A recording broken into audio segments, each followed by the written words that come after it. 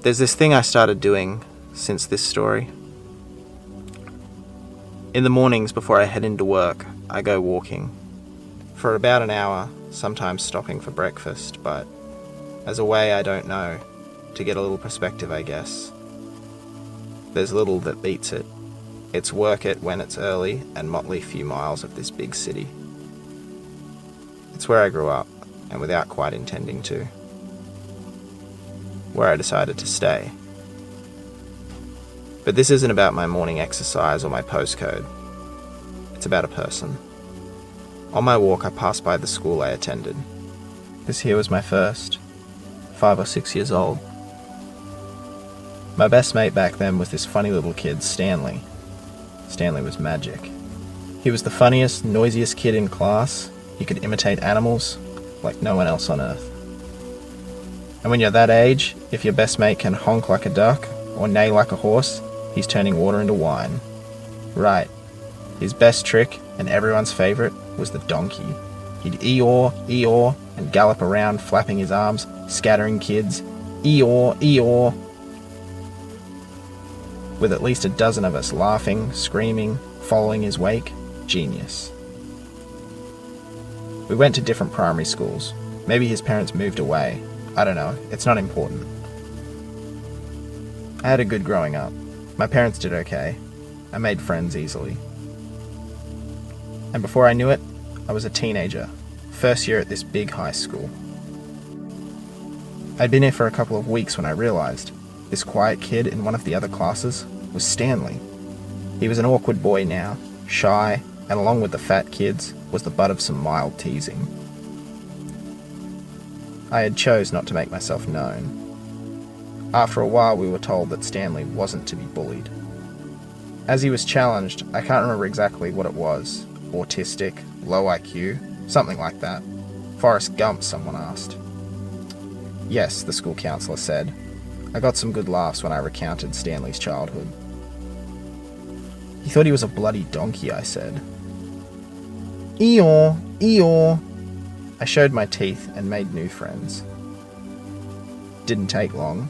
I never joined in, but I'm sure I laughed when they pushed and taunted. Hey donkey, donkey, donkey. Life is like a box of chocolates. Never know what you're gonna get, donkey. Eeyore, Eeyore. Bloody say something, you mute. Bloody retard. Stanley was gone. Hardly noticed. Things move fast when you're 13. I did really well. Always have, I guess. Read law at a top university, and when I finished, my girlfriend proposed to me. Modern, huh? I took an excellent graduate job at a major bank. We bought a place in the East End. She was finishing her studies. I worked a lot. It was okay. We hung out on Sundays. She graduated and got an internship doing something wonderful in Canada. I have no idea either. We sold the flat, split the profits. I got another promotion. I was out drinking when I saw him, part of a roadwork crew. I recognized him immediately. I'm good with faces.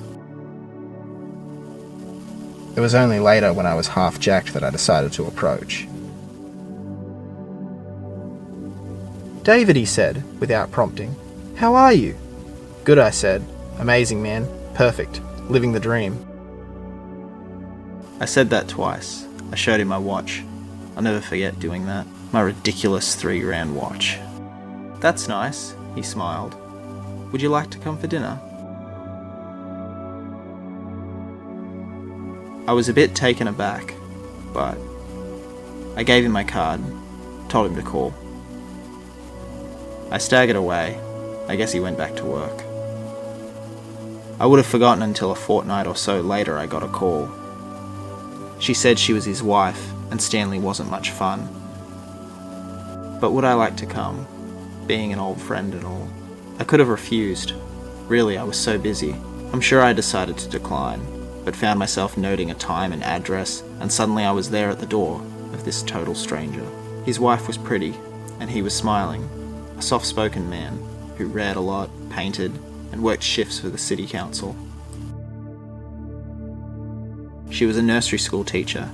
They met working abroad, and now they were back and trying to start a family. "I'm not successful like you," he said, as I made my excuses. Shortly after dinner, "We're not rich, but you know it's working out. It's been good seeing you, really. We should stay in touch." He didn't sound retarded at all. I bid them farewell, tell them I'd see them again, and turned away before it got too awkward. "Hey Dave," he said. I turn and he's grinning. "Eeyore, Eeyore." I look at him. What else can I do?